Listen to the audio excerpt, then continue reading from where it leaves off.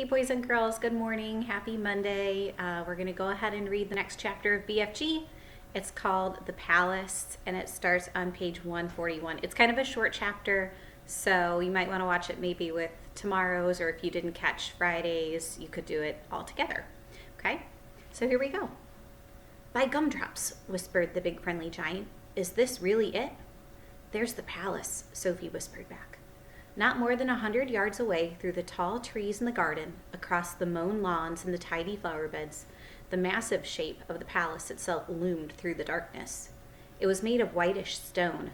The sheer size of it staggered the BFG.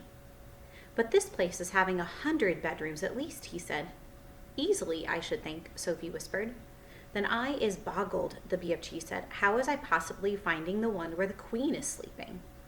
Let's go a bit closer and have a look, Sophie whispered. The BFG glided forward among the trees. Suddenly, he stopped dead. The great ear in which Sophie was sitting began to swivel around. Hey, Sophie whispered, you're going to tip me out. Shh, the BFG whispered back. I is hearing something. He stopped behind a clump of bushes. He waited. The ear was still swinging this way and that. Sophie had to hang on tight to the side of it to save herself from tumbling out. The BFG pointed through a gap in the bushes, and there, not more than 50 yards away, she saw a man paddling softly across the lawn. He had a guard dog with him on a leash. The BFG stayed as still as stone. So did Sophie. The man and the dog walked on and disappeared into the darkness. You was telling me that they has no soldiers in the back garden, the BFG whispered. He wasn't a soldier, Sophie whispered. He was some sort of a watchman. We'll have to be careful. I is not too worried, the BFG said. These waxy big ears of mine is picking up even the noise of a man breathing on the other side of this garden. How much longer before it begins to get light? Sophie whispered. Very short, the BFG said. We must go pell-mell for leather now.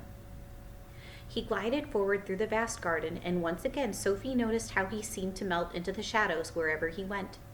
His feet made no sound at all, even when he was walking on the gravel.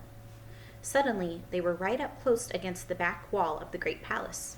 The BFG's head was level with the upper windows 1 flight up, and Sophie, sitting in her ear, had the same view. In all the windows on that floor, the curtains seemed to be drawn. There were no lights showing anywhere. In the distance, they could hear the muted sound of traffic going around Hyde Park Corner. The BFG stopped and put his other ear, the one Sophie wasn't sitting in, close to the first window. No, he whispered. What are you listening for? Sophie whispered back. For breathing, the BFG whispered. I is able to tell if it is a man human being or a lady by the breathing. We has a man in there, snortling a little bit too. He glided on, flattening his tall, thin, black cloaked body against the side of the building. He came next to the window. He listened. No, he whispered. He moved on. This room is empty, he whispered. He listened in at several more windows, but at each one he shook his head and moved on. When he came to the window in the very center of the palace, he listened, but he did not move on. Ho, ho, he whispered. We has a lady sleeping in there. Sophie felt a little quiver go running down her spine. But who? She whispered back. The BFG put a finger to his lips for silence. He reached up through the open window and parted the curtains ever so slightly. The orange glow from the night sky over London crept into the room and cast a glimmer of light onto its walls. It was a large room, a lovely room, a rich carpet, gilded chairs, a dressing table, a bed, and on the pillow of the bed lay the head of a sleeping woman. Sophie suddenly found herself looking at a face she had seen on stamps and coins and in the newspapers all of her life. For a few seconds, she was speechless. Is that her? The BFG whispered. Yes, Sophie whispered back. The BFG wasted no time. First, and very carefully, he started to raise the lower half of the large window. The BFG was an expert on windows. He had opened thousands of them over the years to blow his dreams into children's bedrooms. Some windows got stuck, some were wobbly, some creaked. He was pleased to find that the Queen's windows slid upward like silk. He pushed the lower half up as far as it would go so as to leave a place on the sill for Sophie to sit. Next, he closed the crack in the curtains. Then, with finger and thumb, he lifted Sophie out of his ear and placed her on the window ledge with her legs dangling just inside the room, but behind the curtains.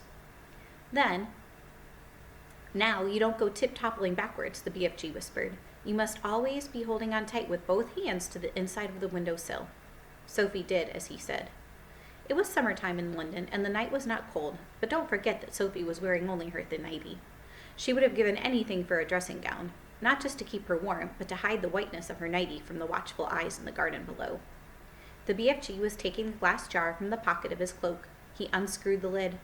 Now, very cautiously, he poured the precious stream into the wide end of his trumpet. He steered the trumpet through the curtains far into the room, aiming it at the place where he knew the bed to be. He took a deep breath, he puffed out his cheeks, and poof, he blew.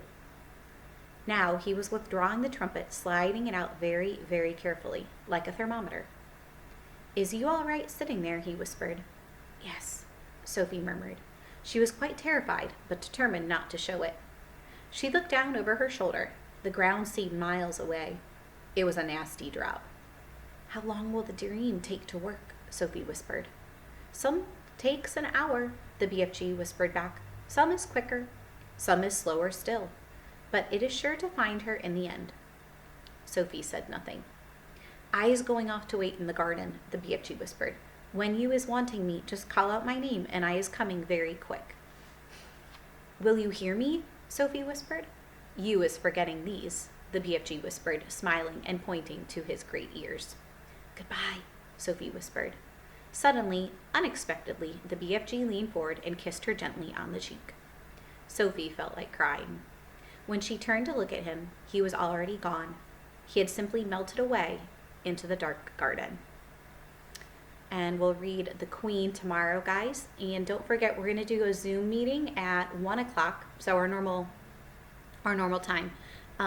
If you are going today to Seville from 3 to 6 to pick up your packet, that's great. We'll go ahead and go over the first part of the ELA, the English Language Arts. Probably do the notice and wonders for the artwork and things like that. So make sure you tune in at 1 through the Zoom call, and the link is sent in Seesaw and at your parents' email. Okay? Hope to see you tomorrow at 1. Bye, guys.